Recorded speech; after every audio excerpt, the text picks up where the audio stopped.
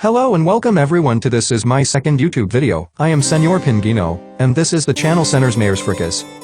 This video is the second of a series in which I want to show you the Dungeon Bowl mod that I have created for Tabletop Simulator. If you haven't seen the first one, I recommend you to watch it first, because in the first one we have seen the basic configuration of the board. In this video and the following ones, we will go into more detail on different configurable aspects of the table. As I mentioned in the previous video, when I noticed that there was no mod for Dungeon Bowl, and as Blood Bowl is a game that I love, I decided to create it myself. With it I learned how to create games and prototypes in Tabletop Simulator, and I have made this small series of videos to explain a little bit how it works, how to set up the board, and how to play a game. I hope you like it and find it useful. If you want to support us, you can do it subscribing to the channel or inviting us to a coffee using the link you have in the description to Ko-Fi. For anything else, or if you see any mistake, or if you have any feedback, you can leave me a comment on YouTube and on the Steam Workshop. Also, my English pronunciation is not very good, it's something I'm working, so the English version of this video will not be voiced by me. However, in order not to have to record everything twice, in the videos we will use the English version. In Spanish you will find exactly the same options. In this second video we are going to focus on the different scenarios. We will start with the predefined ones, and then we will see how to create our own scenario, using the customization option.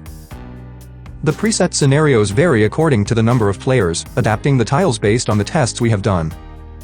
At the top, as you can see, the number of players is marked, so that you can be sure of the option you have chosen. As the idea is not to make the video too long, we will see one of each of the player options.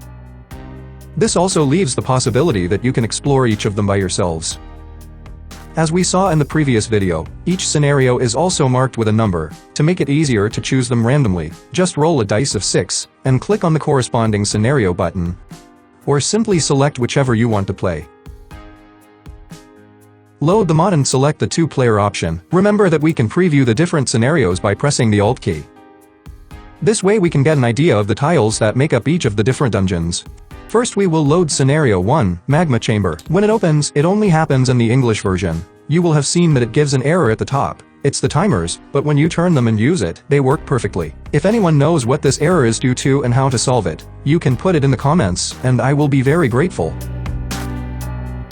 This scenario is made up of 2 large 4x8 tiles that are the crypt and the chasm. 3 4x4 tiles that are the bone pit, the kitchen and the treasure room, with a total of 11 tiles. We load the mod again and select the 3-player option. I remind you again that you can preview the different scenarios pressing Alt key. This way we can get an idea of the tiles that compose each of the boards. Now we will load Scenario 2, Rotting Swamp. This scenario is made up of 3 large 4x8 tiles, which are the Dragon Brood Lair, the Chaos Idol and the Chasm. 4 4x4 tiles, which are the Forgotten Dungeon, the Curse Room, the Flooded Room and the Sewer, for a total of 23 tiles. We reload and select the 4-player option. I remind you for the last time, I don't want to be a bother, that we can preview the different scenarios pressing Alt key. This way we can get an idea of the tiles that make up each of the terrains. We will now load Scenario 3, Flooded Dungeon. This scenario is made up of the 4 large 4x8 tiles which are the Dragon Brood Lair, the Crypt, the Chaos Idol and the Chasm. 6 4x4 tiles, which are the Forgotten Dungeon, the Armory, the Curse Room, the Bone Pit, the Kitchen and the Treasure Room, for a total of 28 tiles. We load once again and select the 2-player option again.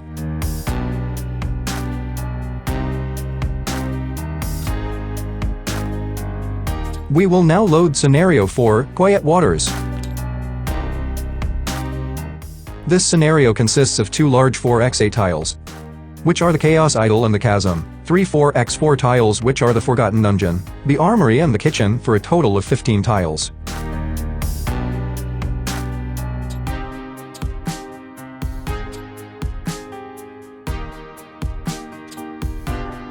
We reload the mod and select the 3-player option. We will now load Scenario 5, Lava River. This scenario consists of 3 large 4x8 tiles which are the Crypt, the Chaos Idol and the Dragon Brood Lair. 4 4x4 tiles, which are the Treasure Room, the Sewer, the Cursed Room and the Bone Pit for a total of 22 tiles.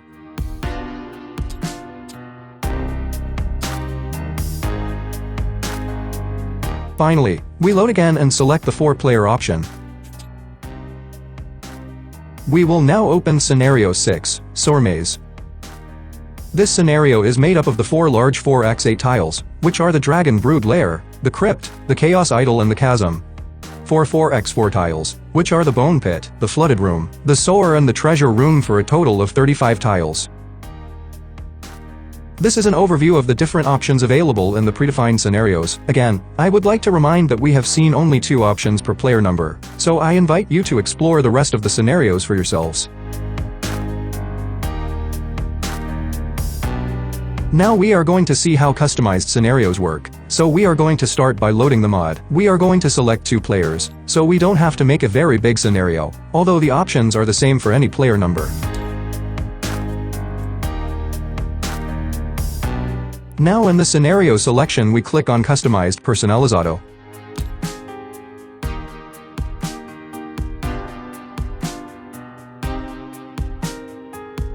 The first thing we find at the top is a card that suggests the number of tiles recommended, depending on the number of players. Take this for what it is, and advice based on the different tests we have done. But you can always make the scenarios as big as you want. Remember, however, that a scenario with a lot of squares will benefit the faster teams, while one with very few squares will turn into a slaughterhouse that will benefit the more aggressive teams. On the other side, as in the predefined scenarios, you can see the number of players for which you have selected board.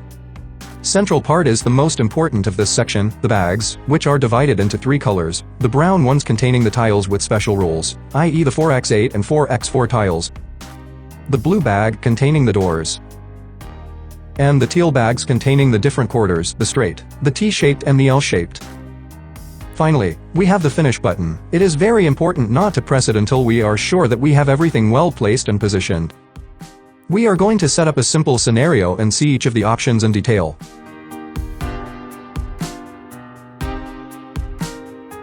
When you select Customized, additional tiles are also displayed. These are the starting and touchdown zones of the different teams. These touchdown zones are similar to the rest of the tiles, with the difference that they always have to be placed on the board.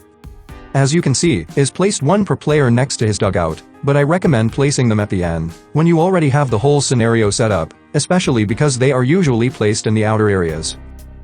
Let's start setting up a very basic scenario to see how to set up the board. First of all, I recommend that we change some of the grid options. To do this, we go to Options Grid and check the Show Lines option, so that we can see the spaces in which we place the tiles. Then in snapping we select both, so that the tiles are aligned both in the center of the squares and in the lines. Once this is done, we can start to create our board. We are going to select 2 4x8 tiles. To do this we will first go to the bag and right-click it and select Search, so we can see all the tiles it contains. In this case we can see that the 4 big tiles are inside, the Dragon Brood Lair, the Crypt, the Chaos Idol and the Chasm. We select 2 of them and move them outside. We move them inside the boundaries of the board, and as you can see now the tiles fit better, which makes it more convenient when creating the scenario. We go back to the bags and now in the same way we did before, we are going to open the bag of 4x4 tiles. We get on top of it, right-click and select the search option, the bag will open, and we can see that in it, we can find the 8 4x4 tiles, the Forgotten Dungeon, the Armory, the Cursed Room, the Bone Pit, the Kitchen, the Flooded Room, the Sewer and the Treasure Room. We take out 2 of them just as we did with the previous bag and leave them on the board.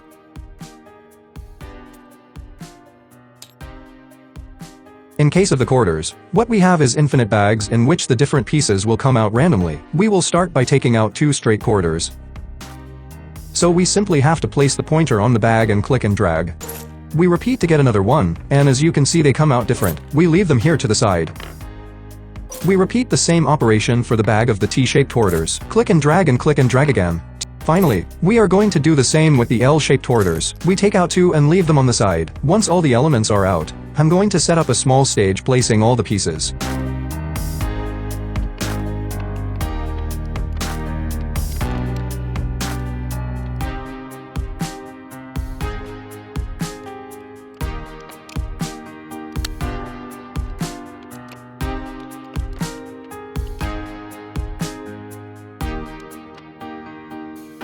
Now that I have everything in place, there are 2 things left to do. The first is to place the touchdown zones. We place them where we want, and once placed, what we are going to do is to block all the elements. To do this, we click and drag until we have selected all the tiles, and then press right click, and in the toggles option, we choose lock. Now all the tiles are locked and will not move unless we unlock them. Now we just have the doors. We go to the blue bag, and just like the quarter tiles, the doors are infinite. So we take out a few doors. I'm not going to place all of them because this is just for see how to do it, and then you can try it yourselves. By default, the doors are not illuminated, but if you right-click on them, you will see that in the states field, there are several options with different colors. If you want to choose one of these colors, just click on it, and the door will have a top light with the color you have selected. As you can see, there are several colors: white, yellow, blue, red, purple, and green. You can select one color or make a mix of them. That's a choice, depending on how you want the board you are building to look. Now we are going to place the doors between the different tiles, so that the miniatures can pass through them.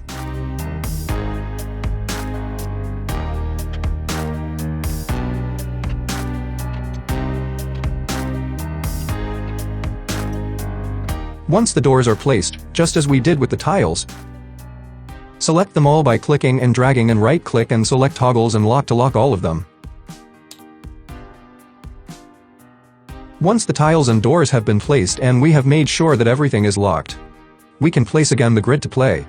To do this, we repeat what we did before, but in reverse. Go to Options Grid and uncheck the Show Lines option to stop displaying the lines. Then in snapping, we will select Center to make the miniatures center on the squares of the tiles, so that it is easier to place them on the board. Now we can click in the configurator on the Finish option. When we do so, a background will be displayed on the stage. This background has several textures. If we select it and right-click on it, we can see that it has different states, some of water, two of swamp, and others of lava. You can select the one you like the most.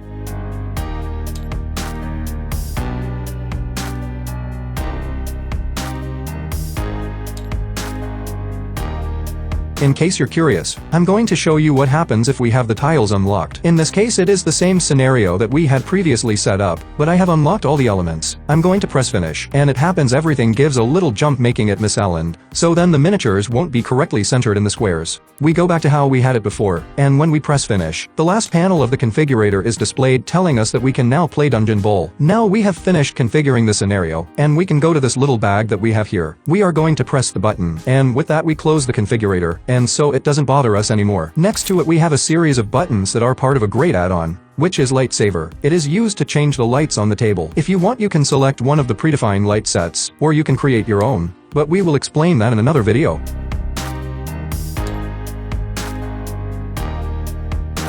I think I've explained the main features to select and create your scenarios. I know there are still a lot of things to explain, but I didn't want it to be too long. In the next videos, I will explain in more detail the different features that are remaining. I hope you liked it. If you did, you could subscribe and help the channel Señores Frikis in this adventure that we have started. Any problem, doubt, or comment will be greatly appreciated, because the idea is to leave the mod as complete and functional as possible, so the community can enjoy the game. I would also like to include the first expansion, but for now I don't have it, so it's been impossible for me. Remember that this series of videos are my first incursion into tutorials. Don't punish me too hard in the comments, which you can leave me on YouTube and Steam. It's also my little introduction to Tabletop Simulator as a creator, which has been an interesting process. Learning how to make prototypes with this program has given me ideas to make some new projects, and if things works, I'll try to show and upload some stuff. If you want to support us, you can subscribe to the channel, and if you want to invite us for a coffee, you have a link to Ko-Fi below.